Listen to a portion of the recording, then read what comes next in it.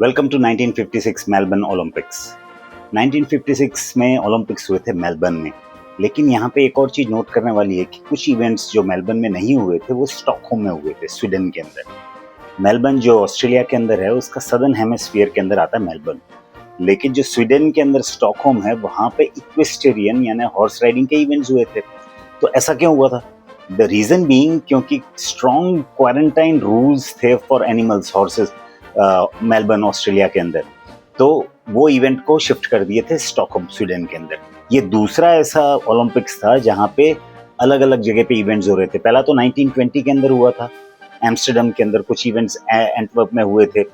इसी तरीके से इसके अंदर मेलबर्न के अंदर ये जो सदर्न हेमिस्फीयर में पड़ता है मेलबर्न ऑस्ट्रेलिया के, उधर क्या हुआ कि जो समर्स हैं वो भी थोड़ा डिफरेंट पड़ते हैं as compare to the northern hemisphere. तो वहाँ पे उन लोगों ने नवंबर में ये गेम्स करवाए थे एज कम्पेयर टू बाकी जगह ओलंपिक्स में। इसलिए भी ये डिटेल्स आपको लोगों को बता रहा हूँ क्योंकि जो परफॉर्मेंस है वो लार्जली डिपेंड करता है कि किस सीजन में किस ऑल्टीट्यूड पे। जैसे मैंने आपको बताया था 1968 में मैक्सिको के अंदर बहुत हाई ऑल्टीट्यूड के अंदर हो गए थे ओलंपिक्स, तो वहाँ पे ऑटोमेटिकली स्प्रिंट्स इवेंट को सपोर्ट हो रहा था as compare to long distance. तो इसी तरीके से मेलबर्न के अंदर जो सदर्न हेमिस्फीयर में पड़ता है वहाँ पे समर्स अलग थे। तो नवंबर लास्ट वीक के अंदर ये ओलंपिक्स करवाए थे और ये दो सिटीज़ के अंदर हुए थे, स्टॉकहोम और मेलबर्न। और स्टॉकहोम तो कैपिटल है स्वीडन की, मेलबर्न एक सिटी है जो विक्टोरिया के अंदर पड़ती है। और जो इसके ओपनिंग सेरेमनी हुए थे, opening ceremony Duke of Edinburgh, जो ड्यूक ऑफ एडनबरा ने ये किए थे, एडनबर्ग हम लोग कहते हैं अक्सर, तो ये ड्यूक ऑफ एडनबरा ने इसकी ओपनिंग सेरेमनी की थी।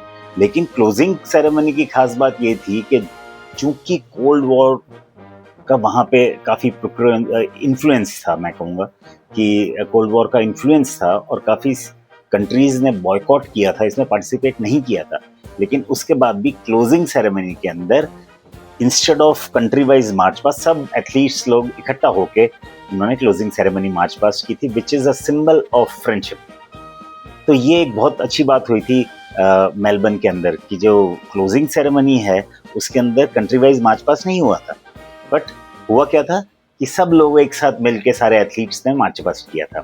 पॉलिटिकल इन्फ्लुएंसेस क्या थे? पॉलिटिकल इन्फ्लुएंसेस ये थे कि बॉयकॉट किया था कुछ कंट्रीज ने, जैसे इजिप्ट हो गया और लेबनान हो गया, सीरिया हो गया, इन लोगों ने बॉयकॉट किया था स्विस क्राइसिस को लेके। और कुछ कंट्रीज, यूरोपियन कंट्रीज ने पार्टिसिपेट नहीं किया था बिकॉज रशिया ने हंगेरी के ऊपर इन्वेजन किया था। तो ये पॉलिटिकल इश्यूज भी थे। मैं जो आपको जानकारी दे रहा हूँ वो इस बेसिस पे दे रहा हूँ जो ओलंपिक की वेबसाइट पर है, एक रिलायबल सोर्स से दे रहा हूँ। जो ओलंपिक की वेबसाइट पे नहीं है, जैसे पॉलिटिकल इशू है, वो मैं एक रिलायबल वेबसाइट पे जाता हूँ, वहाँ पे मैं डिटेल्स निकाल के फिर आप लोगों तक पहुँचाता हूँ। और ये मैं लास्ट में जब अपन ये सारे ओलंपिक्स कंप्लीट कर लेंगे तो टोटल जितने भी गेम्स में थे और ईयर वाइज उनके क्या हाईलाइट्स थे, क्या मेडल टैली थे, वो जब हम डिस्कस करेंगे तो आप लोगों के लिए बहुत ईजी हो जाएगा ये रिमेंबर करने के लिए कि कौन कौन मेजर एथलीट्स, टॉप एथलीट्स रहे थे और उन लोगों ने क्या क्या अच्छा परफॉर्मेंस दिया था। तो ये तो थे अपना मेलबर्न 1956 ओलंपिक्स के बारे में। अच्छा, इसके अंदर ये मेलबर्न क्रिकेट ग्राउंड के अंदर हुए थे ओपनिंग और वो क्लोजिंग सेरेमनी। तो ओपनिंग सेरेमनी में 1,10,000 स्पेक्टेटर्स थे। इसमें मैं एक और बात आपको कहना चाहूँगा कि काफ़ी चीज़ें इलेक्ट्रॉनिक हुई थी, जैसे कि फेंसिंग का जो फॉइल इवेंट है वो इलेक्ट्रॉनिक था और कुछ एक्वेटिक्स के इवेंट सेमी ऑटोमेटिक थे। तो यहाँ पे जो 1956 मेलबर्न के अंदर से एडवेंट ऑफ टेक्नोलॉजी आनी चालू हुई। उससे पहले ये टेक्नोलॉजी इतनी नहीं थी।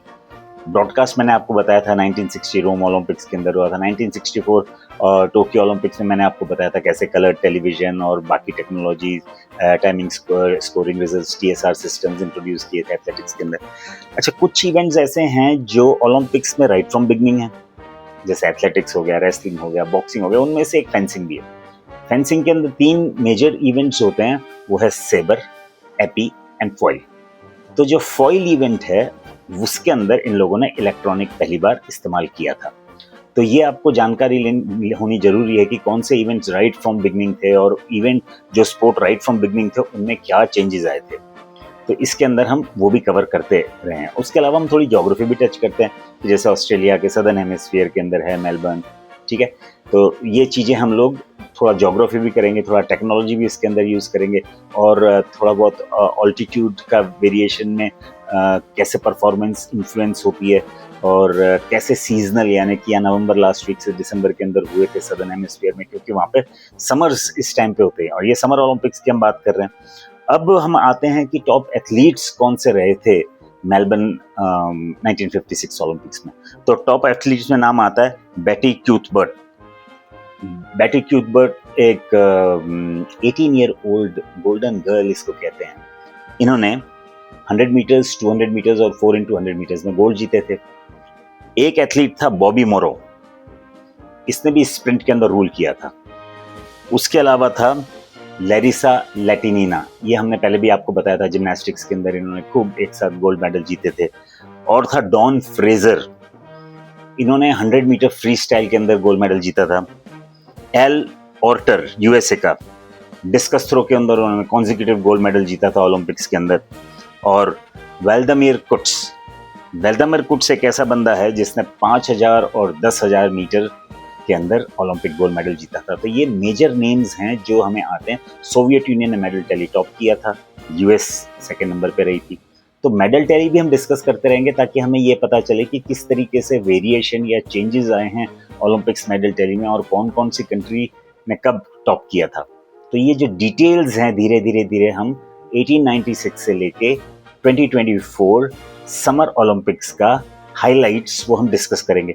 तो जब हम ये डिस्कस करेंगे तो आप लोगों के लिए बहुत इजी हो जाएगा रिमेंबर करना। जैसे मैंने आपको बताया था कि इंडिया के 10 गोल्ड मेडल आए, 8 हॉकी के अंदर आए, 2 इंडिविजुअल के अंदर आए, अभिनव बिंद्रा का आया, नीरज चोपड़ा का गोल्ड 2 इंडिविजुअल इवेंट के अंदर आ गए, बाकी 8 हॉकी के अंदर आ गए।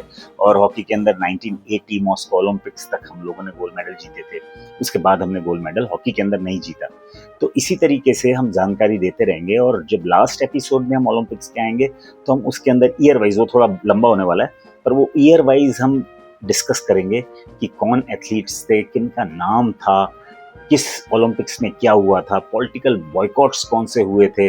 और उसके अलावा हम ये भी डिस्कस करेंगे कि ओपनिंग क्लोजिंग सेरेमनी और उसमें क्या हाइलाइट्स थी और क्या क्या चीज़ें हर ओलंपिक्स में 1896 से 2024 के अंदर किस तरीके से बदली हैं। और फिर 2028 बाद में हम चलेंगे जो ओलंपिक्स अभी नहीं हुए हैं, ठीक है। फिर हम एशियन गेम्स की सीरीज पे भी आएंगे। तो ये था 1956 मेलबर्न ओलंपिक्स के बारे में। अगर आप लोगों को कुछ और जानकारी देनी है इस ओलंपिक्स के बारे में तो कमेंट बॉक्स में जाइए, जानकारी दीजिए, हम लोग उसको शेयर भी करेंगे और डिस्कस भी करेंगे, ताकि जब हम यूजीसी एग्ज़ाम, यूजीसी की जो नेट एग्जामिनेशन है या फिर सीयूईटी एग्ज़ाम अटेम्प्ट करने जाएँ फिजिकल एजुकेशन में, तो हमारे लिए बहुत आसान हो जाए कि कब कब कहाँ कहाँ ओलंपिक्स हुए थे और क्या क्या उसकी हाईलाइट्स थी। नमस्कार।